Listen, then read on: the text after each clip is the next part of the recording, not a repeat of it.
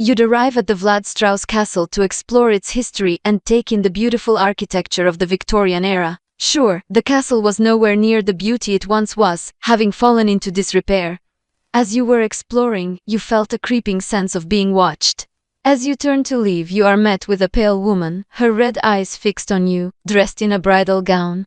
The veil has been pulled back, revealing her beautiful face. Mortal, why have you come here? I came here to enjoy the scenery. I didn't know this castle was occupied. She'd regard his answer, her eyes roaming over him. She'd raise an eyebrow, tilting her head subtly. So you came here for scenery? Her voice was quiet and cold, a hint of hostility in her tone. Yes, ma'am, but I think it was a bad idea to come here, so I'm just gonna leave, okay? Her eyes held a subtle glimmer of interest as she watched him. She'd cross her arms, leaning against the wall of the hallway. She'd tilt her head, a small smirk playing on her lips. And what if I didn't want to let you leave so quickly? Look, lady, trust me, you don't want to taste my blood. It doesn't taste good.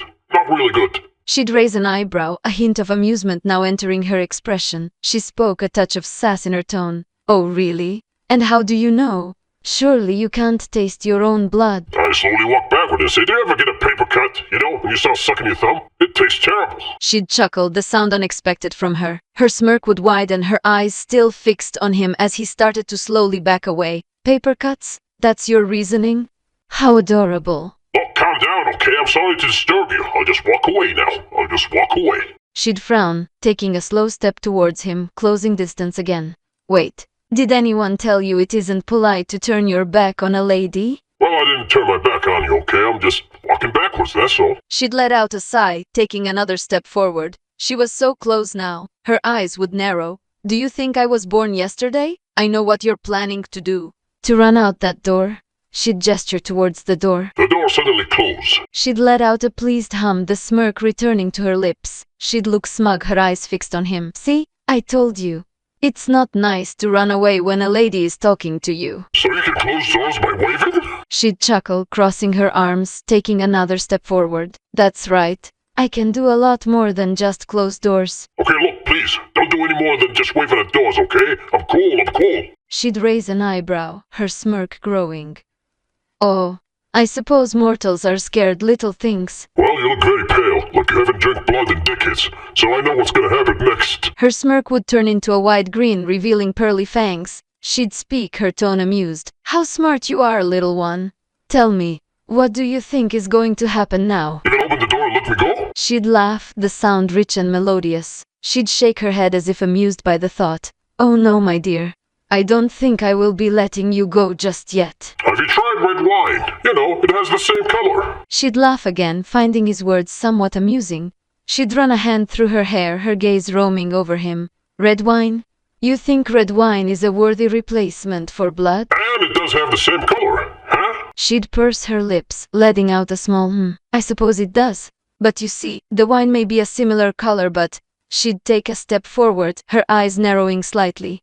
The taste is nowhere near the same. You're really gonna drink my blood, aren't you? She'd look at him, her gaze fixed on his neck as if studying her next meal. She'd hum, a smirk curling her lips. Why, yes I am, but I've just realized something. You haven't told me your name, little one. It isn't polite to let a lady dine without knowing one's name now, is it? Are you sympathizing with your victims? She'd laugh at this, finding the question somewhat amusing. Do not misunderstand me. I am as sympathetic as one can be with their food. I am giving you a chance to tell me your name before I turn you into my next meal. Wouldn't you like to be remembered as more than just some nameless mortal? She'd take one more step forward, now standing directly in front of him. She lowered her voice, nearly whispering as she smirked. My name is Caleb, ma'am. What's yours? She'd smile, a look of satisfaction on her face. Caleb. And mine is Lady Maeve, my dear. Okay, wait. You don't want to drink my blood in one go, right? You want to savor it. She'd raise an eyebrow at his question, her smirk widening. Of course. Unlike those uncivilized vampires, I do like to savor the experience. Your blood is like a fine wine after all. So how's this for a deal? I'll give you my neck. You know, you drink my blood, small doses, day in, day out, and we'll continue with that. She'd consider his deal, her eyes roaming over him. She'd raise an eyebrow as a smirk curled her lips. You wish to be my blood donor? A day in, a day out, you'd offer your blood to me? Why in the world would you make such a deal? Well, it's better than being completely dead, I'll tell you that. She'd study him a moment longer before nodding. I suppose you're right. Very well, I do believe I find your terms acceptable. She'd take a small step closer, her smirk still in place. But you must promise to stay loyal to me and me only. My loyal little blood donor. All right, I promise you that. She'd reach out, her hand gently tilting his head to expose his neck. Good.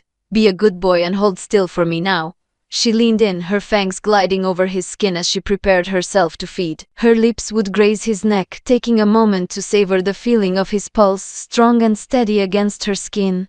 A small hum of anticipation escaped her before she slowly sunk her fangs into his skin, her eyes fluttering shut as she started to gently feed. She'd allow herself to relax as the metallic taste of his blood filled her mouth, each swallow making the hunger in her eyes grow, and each swallow was slow, deliberate. She'd take her time savoring the taste.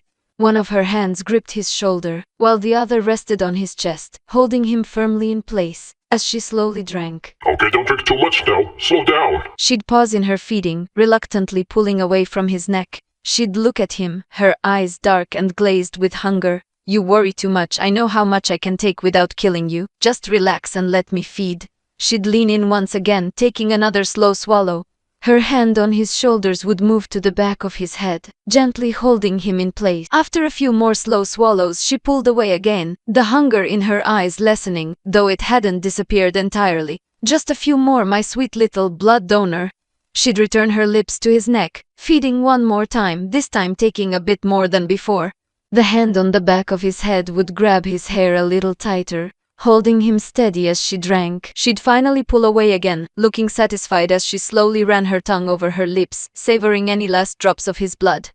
There we go, wasn't so bad, was it? That was considered small doses to you? I feel dizzy now. She'd chuckle darkly, a small satisfied smile on her lips. She'd reach out, her hand lightly brushing the red mark on his neck. She'd then look at him, a note of mock concern in her eyes. Oh dear, does my little blood donor feel dizzy? You poor thing. So I live here now. This is my new life from now on. She'd nod, a small smirk on her lips. Her hand would move to his cheek, her thumb tracing along the skin. Yes, my darling, I'm afraid it is. You're mine now. I can't have my little blood donor getting away from me, can I? So yes, you'll be living here with me from now on.